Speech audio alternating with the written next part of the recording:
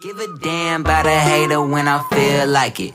Not today, not today, not today, not tomorrow. Get out my way. Yo, what's good, everybody? Welcome to Straight No Chaser. I'm your boy, the Bro-Kage Petty Pat, and on today's video, we're gonna talk to you about Transformers: Rise of the Beast. Now, before I jump into talking about it and giving my 2 cents about it, there are a lot of people skeptical about this movie due to the last, I want to say, 5 movies that were made by Michael Bay. So to reassure everybody, because I want people to see this movie. To reassure everybody, Michael Bay did not make this movie. This is essentially a continuation of the Bumblebee movie, if you have not seen that. And man, let me tell you, for Bumblebee and Transformers: Rise of Beast being created by 2 different directors, but them being able to keep the story from Bumblebee going is amazing in and of itself. So I enjoyed this movie a lot. I was already sold from this movie a lot because if you're like me, you grew up with Beast Boys. So the moment you saw the Maximals, you were hype as hell for this movie. The moment I even saw Optimus Primal popped up on the screen, I was hyped for this movie. I'm going to keep it a buck. It's always been for me Optimus Primal over Optimus Prime. Sorry, just gonna keep it a buck. But yeah, we gonna jump right in there. So again, this movie was good. I enjoyed this movie thoroughly. This was probably the best excuse me, I keep wanting to say Bumblebee, but excuse me, this is probably the best Transformers movie since, I want to say, the second one, because low-key, the third one was kind of butt cheeks, and I ain't really fuck with it like that. And although I don't like Megan Fox as an actress, I thought she was better as the love interest for Sam Witwicky in the movie, so her get replaced in the third was kind of whack, and the new chick was whack as fuck. So honestly, I just didn't care for the third one. The shit was ass. The shit was butt cheeks. Shit was garbage, trash. I don't know what else to tell you, but I enjoy it. But we got a new kid in here. So everybody keeps wanting Sam Witwicky to come back, and low-key, I did love Shia LaBeouf's character, Sam Witwicky. He was a fucking legend, but I'm almost positive they killed him off in the Michael Bay movies. And on top of that, this Transformers movie takes place in the 90s. I want to say 1994, whereas Bumblebee took place in 1997.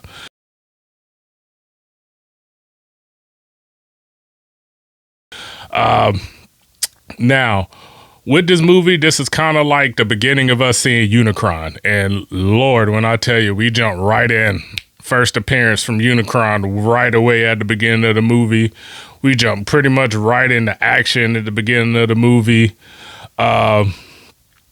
We meet Scourge, who is basically like his right-hand man. So just slight spoiler, there is no Megatron throughout this entire movie, just so y'all know. It is mostly Unicron and fucking Scourge, which Scourge runs Unicron's army, the Terracons, which I was kind of disappointed in because I was hoping to see the Predacons and see Megatron, Scorponok, Black Arachnia. I was hoping to see all these characters from Beast Wars pop up, but again, I could deal with the Terracons because they weren't that bad, because they was there, and Terracons was in here fucking shit up. Like, they was beating the dog shit out of the Autobots and the Maximals. But we got a new lead character, Noah Diaz, and we have a new lead chick, Elena. Elena works at a museum. She loves studying artifacts. She is basically big into history and artifacts. Noah Diaz is your typical, he was in the military, now he's out, so he's basically trying to get his life together, life after the military type deal, get his life together, get himself up and going to take care of him and his brother. His younger brother, I forget what they say he is sick with in there. I can't remember. But basically this whole movie takes place with Noah trying to basically do right by his brother, take care of his brother. Elena really has nothing to do with the movie until she comes across an artifact that pretty much places her in the movie. And I'm gonna jump right into this. I love Bumblebee. But Pete Davidson as the new basically partner Transformer for the new kid, Noah Diaz. Pete Davidson as Mirage. let me tell you, 10 out of 10 performance. He killed it. I loved it. I would not replace him as Mirage. He killed it. He killed it. I'm sorry. One of the best parts of the movie was Pete Davidson playing Mirage. And now a fun fact that people might not know, because a lot of people will probably, if you see this movie, you'll probably be wondering why the Autobots are getting their asses kicked so easily by the Terracons.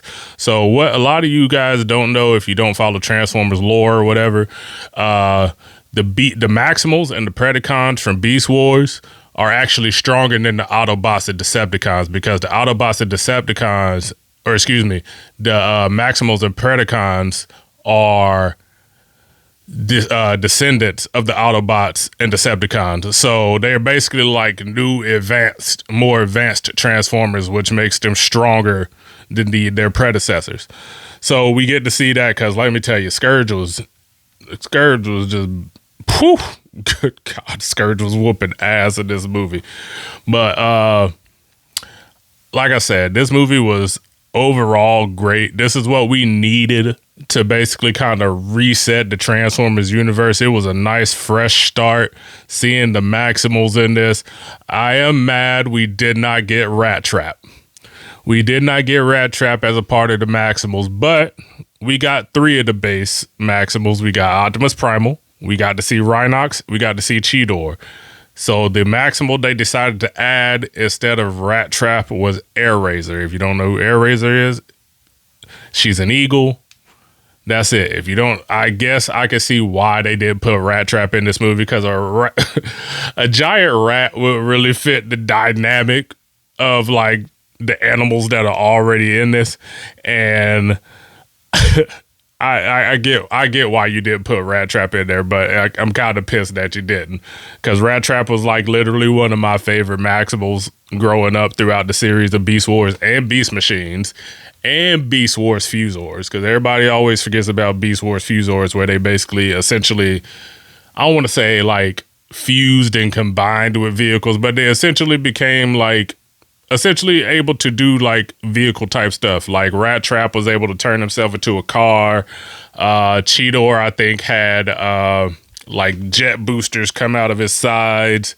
Optimus Prime ended up with like a glider / like snowboard, surfboard type deal he would ride on in his animal form. Rhinox did not get a Fusor's form, which I was kind of disappointed at back in the day. But anyways, I digress. I keep talking about Beast Wars.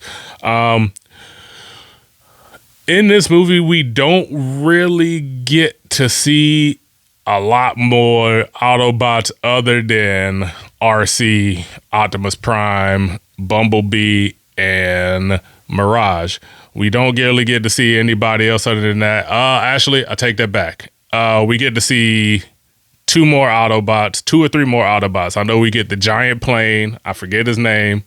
And then we get the, my guy, I forget his name. He transforms into I think a Volkswagen van. So I do take that back. You do get to see 2 more Autobots, and later on in the movie, who don't appear in the beginning of the movie, you get to see Wheeljack and Stratosphere. A lot of you know Wheeljack because he's kind of been a part of the base Transformers since like the beginning. Stratosphere is new to me. I didn't know who he was when they announced him. So apparently Stratosphere's vehicle form is a giant old school like carrier jet. I don't know the name of the plane exactly. And Wheeljack, I think in this movie was a Volkswagen, I forget, whatever the van is called. He was that Volkswagen van and had a Spanish accent, which I found interesting because him and Noah tried to basically hit it off with him because he had a Spanish accent, and basically it did not work. But as we continue, so we got a bunch of cool moments in this movie. Again, we got to see Unicron. We didn't get to see him transform, unfortunately, so we did get to see him in his like huge robot mode, but we did get to see him actually consume a planet. And I think we do get like a glimpse of his face because I think his Scourge actually has to go inside of Unicron's planet form to speak to him and get orders. So we do get that part of Unicron, and I think they're saving like the big reveal for us to see Unicron for like either the next movie. I don't know how many movies they plan on making for this, but I think they're saving like the big Unicron reveal for one of the later movies. I think we're getting a sequel. I have not looked it up, but I'm almost positive there is a sequel to this coming out. They don't really have a release date or a time frame of when it's going to come out, but if there wasn't a sequel to announce, I hope there is one, because this movie did great. We do, so Mirage has a special feature that some of the other Autobots do not have. So you know how Bumblebee has been basically partners to essentially like 3 or 4 humans over the course of his lifespan being on Earth. And like I said, these are basically prequels to the older movies, which they kind of really don't mention anything from the other movies, because how can they? Because they take place at later dates. But these are basically prequels to the older movies. These show you essentially Bumblebee shows you Bumblebee's first like year or two on Earth, first year or whatever on Earth, and then this movie shows you that what they've been up to after being on Earth for 7 years. And Optimus had them in hiding basically for the past 7 years until Scourge and Unicron showed up. And of course, they're after something. Of course, there has to be some type of goal or something they're trying to get. Everybody's trying to get their hands on. And it's not called a port key. I forget what the hell it's called. I'm pretty sure it's called a port key. I don't know. It's called the master port key, something in that along those lines. Essentially, it's a port key to the port. Scourge wants the port key to bring Unicron to that universe so he can destroy Earth. And Optimus wants Optimus Prime, not Primal, wants the port key to essentially bring the Autobots and everybody back home to Cybertron. So this is basically a movie of them competing to get this damn thing and to stop Scourge from bringing Unicron to Earth to destroy it. Quick note that Noah and Optimus were not on the same page at the start. Optimus did not trust the humans, and the humans did not trust Optimus because Optimus was on some other shit. He was very untrusting of the humans. Like I said, this was like their first 7 years on the planet. This was before they even met Sam Witwicky and any of that. So I get understandably why Optimus was like hesitant to trust humans, because they can go through any database really and look at our past. So they probably saw that it was like all they do is fight and kill each other. So I don't blame Optimus for his feelings, but Optimus was on some bloodlust shit in here. Optimus was ruthless in this movie. Like, this was not normal, like for me, normal stoic Optimus Prime, like, all right, we're gonna try to keep the peace. This man was ready to throw hands at a moment's notice if he had to get his family back to Cybertron. He was ready to kill, slice people up, anything to get his family back to damn Cybertron. So Optimus Prime was on one in this movie. But I enjoyed it. I think I needed I needed that ruthless Optimus Prime, that motherfucker who would do anything to get his family back home. Quick note, Bumblebee, my God, Bumblebee wins the competition, hands down. I don't care what nobody say, wins the competition for best battle entrance in a damn movie. This man enters the battle bumping Mama Said Knock You Out by LL Cool J from his radio, jumps out of a plane, and proceeds to just shoot and kill all these damn Terracons. This man had the best battle entrance ever. I don't think if somebody could top this Bumblebee intro into a battle, I will congratulate you. I'm sorry. I will say this entrance into a battle was better than capping them coming back at Endgame with the on your left shit. Yo, Bumblebee killed that shit. I loved it. overall, this movie was great. For me, I would give it I don't want to be biased and say a 10 out of 10, because if I should be biased and give it a 10 out of 10, I'm giving it a 10 out of 10 solely because the Maximals are in it. But I'm gonna give it a 9. I'm gonna give it a 9 because the Maximals were in it. In the final battle, I got to finally hear what I been wanting to hear all movie. Fucking Optimus Prime's tell the fucking Maximals to maximize. This man came out, Cheetor, Rhinox, maximize. Them motherfuckers just transformed and kept it fucking moving. Oh, also hearing both Optimus Prime and Optimus Prime will say, Autobots, Maximals, transform and roll out, bro. That moment sent me. So I love this. There is a cut scene at the end of this movie, which they are either teasing, bit of a spoiler. This is a bit of a spoiler. They're either teasing a G.I. Joe Transformers collab, or they are teasing essentially resetting the G.I. Joe movies from the 2 shitty movies we got earlier with Channing Tatum and Marlon Wayans, and then Channing Tatum and The Rock. Well, actually, the second was essentially just The Rock because they killed off Channing Tatum's character. But I'm hoping we get a new, better G.I. Joe with this. A better cast, a better written story. Hope they stick to the story of OG G.I. Joe, kind of, sort of. I know they'll change some things, but yeah. This man, I'm actually low-key, I'm just full disclosure, I'm probably about to go buy this on Vudu right now, Transformers Rise of the Beast, because it is out digitally. There's the plug. I am probably about to go buy this right now and rewatch it, low-key. I enjoyed this movie that much. If anybody is unsure about going to see this movie, please go see it. Like, I'm so serious. I know people are on the fence because I want to say the last 3 Transformers from Michael Bay were absolutely dog shit, straight garbage, ass cheeks, butt cheeks, everything under the sun that I could think to describe it as a bad movie. It was straight butt cheeks. But watch Bumblebee first. I will tell you that. Please watch Bumblebee first. Like, the movies don't really tie in together, but they do mention stuff from Bumblebee's movie. So please watch Bumblebee first before you watch Transformers Rise of Beast. Is it necessary? No.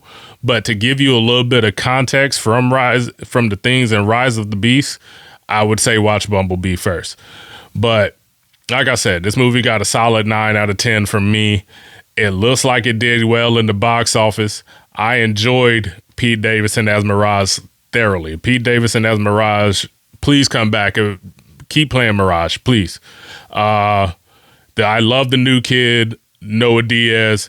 Honestly, if I'm going to keep it a buck, I fuck with Noah more than Sam Witwicky. I don't know. I just like Noah's grittiness, whereas opposed to Sam was like kind of thrust into this shit. But I mean, okay, actually I take that back. Noah was kind of thrust into this as well, meeting Mirage. They kind of had the same like backstory, kind of, sort of, except the only difference is Sam bought Bumblebee as his first car. Noah was about to steal Mirage because he was working for this dude named Reek. And let's keep in mind, I forgot to mention this dude. There's another side character named Reek. He's basically like the criminal of Noah's like neighborhood. This man is hilarious for the time he has in this movie. So I just wanted to throw that out there. Again, like I said, great movie. Hopefully there's a sequel. 9 out of 10. Again, watch Bumblebee. Please watch Bumblebee before you watch Rise of the Beast. Again, I know I'm saying it's not necessary, but I'm telling you, for certain context things in Rise of the Beast, you're going to need to watch Bumblebee.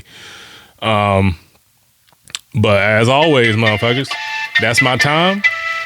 And as always, keep it classy, motherfuckers. Deuces. Bam.